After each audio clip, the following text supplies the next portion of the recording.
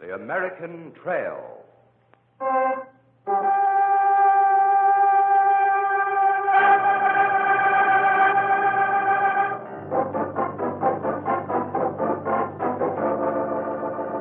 American Trail. Blazed in blood.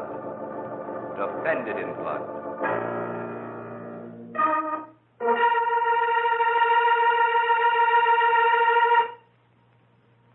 Chapter 7. The Magic Wire. Washington, D.C., the night of March 2nd, 1844. The shabby figure moves away from the shadows of the Senate building. It doesn't matter much who he is, some crackpot, a would-be inventor. You see all kinds in Washington.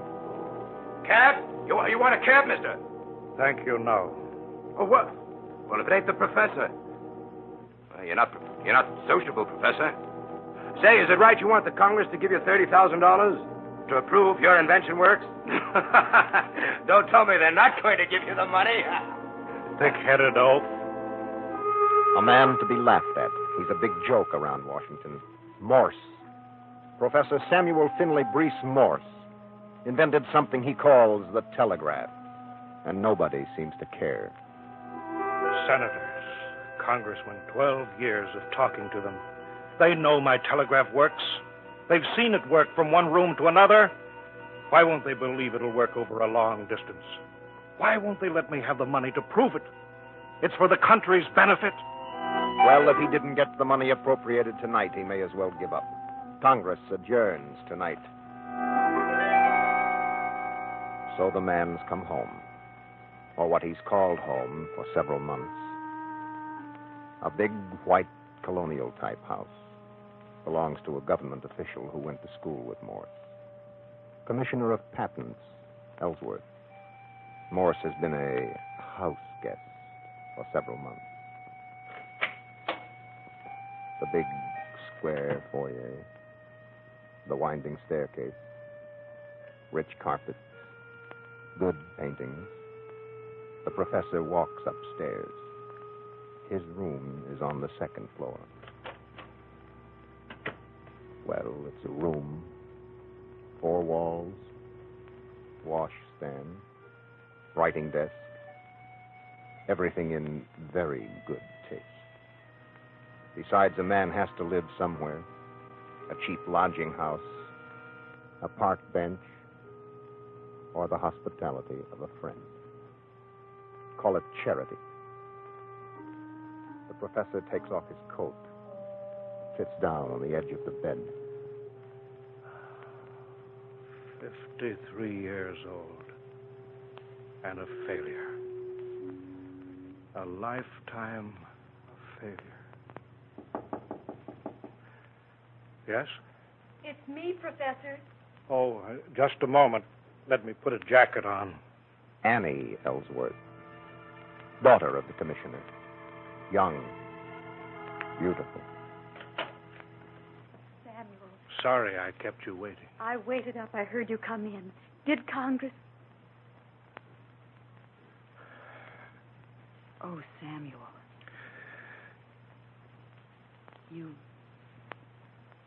You haven't had any food, have you?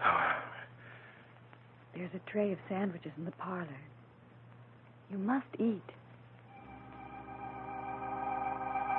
The parlor is cozy enough. Nice fire burning. Silver coffee pot. Chicken sandwiches. But the man just sits there brooding, staring into the fire. The girl watches him. I was thinking of 30 years ago. Long, long before you were born. I was just out of Yale.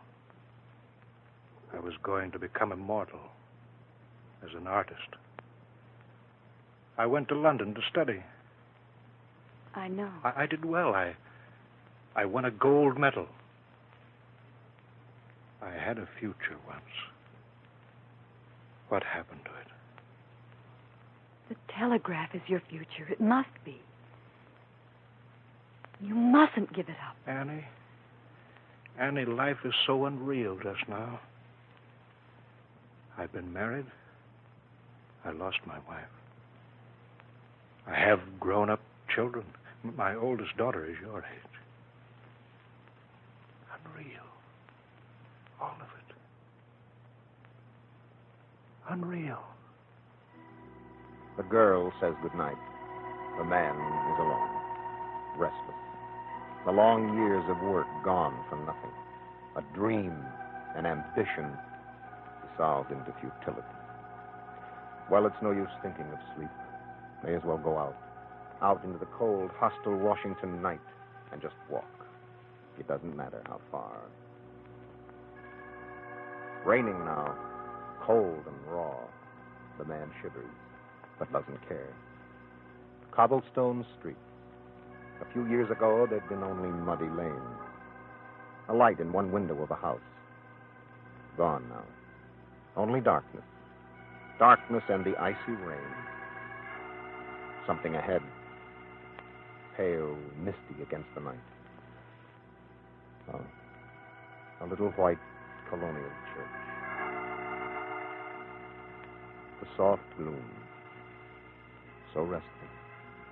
One is able to sit there and think. You know why I quit painting. Why I gave so much time to my invention. You know what it could have meant to me. Money. As simple as that. A lot of money. An end to all financial worry. He could have gone back to his painting. A rich man, able to paint at leisure. But now what? He hasn't a penny in the world, and he has a family of children to support. I don't know what to do or where to turn.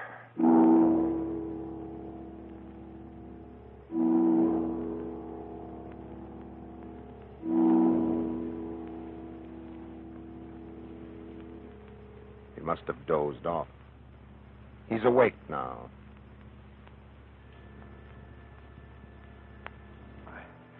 I feel better. Much better. He walks home again. Bitterness gone. Resentment, despair, all gone. His mind relaxed, peaceful. Why hadn't he come to this before?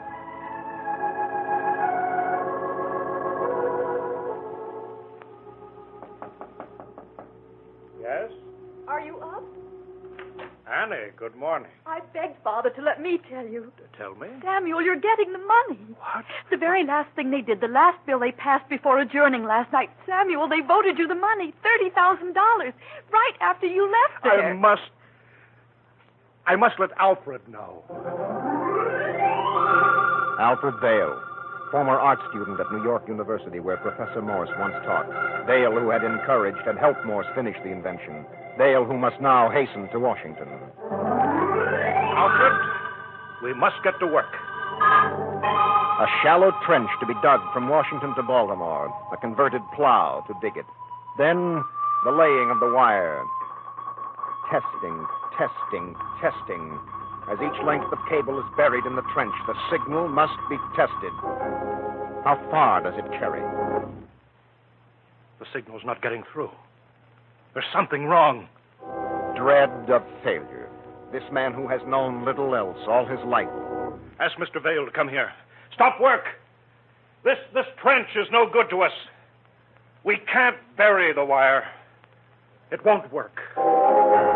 So the telegraph wire has to be left in the open, strung up on poles. All the way from Washington to Baltimore, the wire must be carried overhead. Again, testing, testing, testing. The telegraph instrument is in a tent beside the road. Morse has become nervous these days. About a mile along the road, Alfred Vail should be receiving a test signal. Answer! The signal's not getting through. If he fails, the man will be a laughingstock. Every day a crisis. The certainty of failure. Night and day without rest, without mercy to himself or those about him.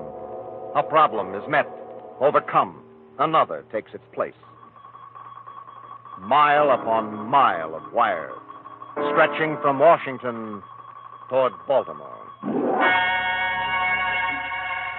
The big day is come. A room in the Supreme Court building. Government officials, friends, Commissioner Ellsworth, his daughter, Annie. All there to see the telegraph tested over a distance of 30 miles. This is it. Samuel. Don't worry. Can anything go wrong? No. Nothing can go wrong. Nothing. Gentlemen. Gentlemen, please.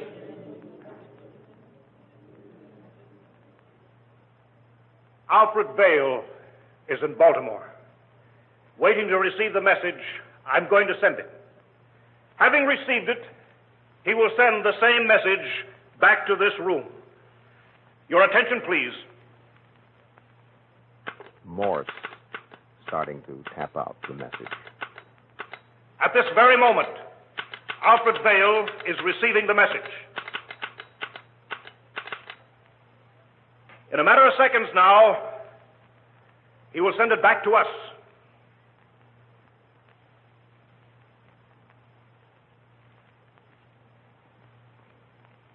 Well, Mr. Morse, they're waiting, looking at you. Patience! In heaven's name, a moment of patience!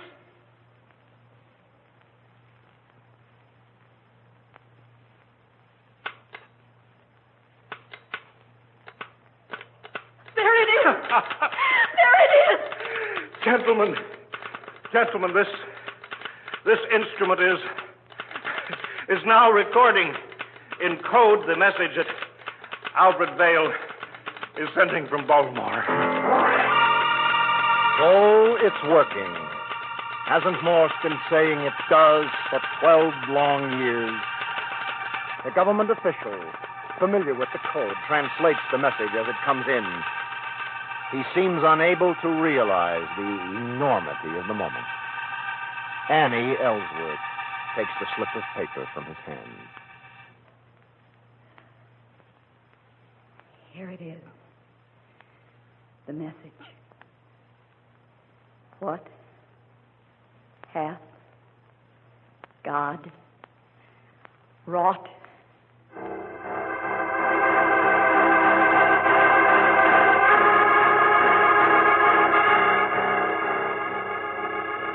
What hath God wrought? A message soon to be heard around the entire world as a new era of rapid communications began.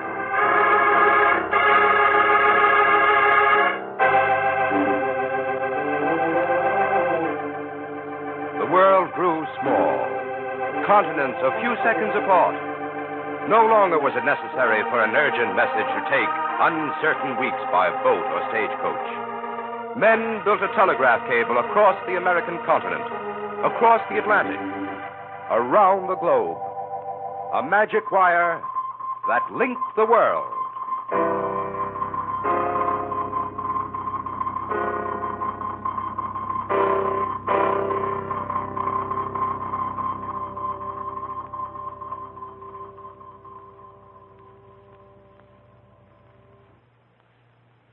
This has been the 7th chapter in the story of the American nation, brought to you by the Ladies' Auxiliary to the veterans of foreign wars.